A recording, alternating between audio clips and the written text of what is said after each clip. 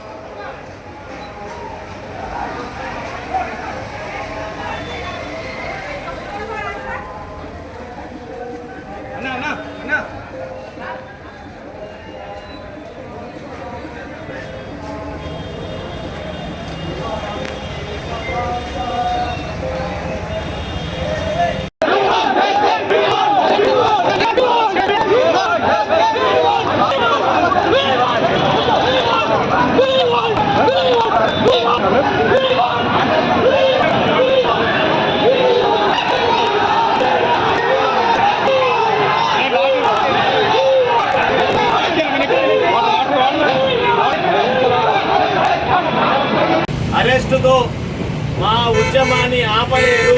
ఎందుకంటే ఆ రోజు ఎన్నికల మేనిఫెస్టోలో మీరు ఇచ్చిన హామీలే మేము అడుగుతున్నాము. రేవంత్ రెడ్డి గారు 19,000 ఉద్యోగాలు ఖాళీ ఉన్నాయని చెప్పేసి ఇవాళ 5,000 ఉద్యోగాలు ఇస్తామన్న దాంట్లో మతలబ్ ఏంటి అంటే ఉద్యోగాలు ఏమైనా అమ్ముకుంటున్నారా? ఇంకో విషయం, మీరు ఎన్నికల హామీలో భాగంగా జియో 46 రద్దు చేస్తామన్నారు. మరి ఆ సంగతి ఏమైంది? ఎక్కడి దాకా వచ్చింది జియో 46? రద్దు చేస్తారా లేదు? దాంతో పాటు ఈ ప్రతిపక్షాలు ఉన్నాయా లేవా తెలంగాణలో? ఇలా నిరుద్యోగులందరూ కూడా రోడ్ల మీద ధర్నాలు చేస్తుంటే, రాష్ట్ర రోగులు చేస్తుంటే, అరెస్ట్లు అవుతుంటే, మా మీద ఎఫ్ఐఆర్లు ఫైల్ అవుతుంటే మరి ప్రతిపక్షం ఉన్నదా లేదా అని మేము గట్టిగా హెచ్చరిస్తున్నాము. మా మీద దాడులు జరుగుతున్నాయి, ఇంట్లోకి పోలీసులు వస్తున్నారు, రోజు రోజు మమ్మల్ని తీవ్రంగా అణిచివేస్తున్నారు. మరి ప్రతిపక్షాలు మా గురించి మాట్లాడారా? ఈ రాష్ట్రంలో ప్రతిపక్షం ఉందా లేదా అని ఒకటి మాకు డౌట్ వస్తుంది. దయచేసి మిత్రులారా, ప్రతిపక్షంలో ఉన్న అందరూ కూడా మాకు సహకరించాలని, మా ఉద్యమాన్ని ఊపిరిపోయాలని మేము ఈ దిల్సుఖ్నగర్ నుండి మేము ప్రతిపక్షానికి అయినా మిగతా వేరే పార్టీలందరికీ కూడా రిక్వెస్ట్ చేస్తున్నాము. కాబట్టి మీరందరూ కూడా మాకు సహకరించాలని చేతులెత్తి మొక్కుతున్నాము.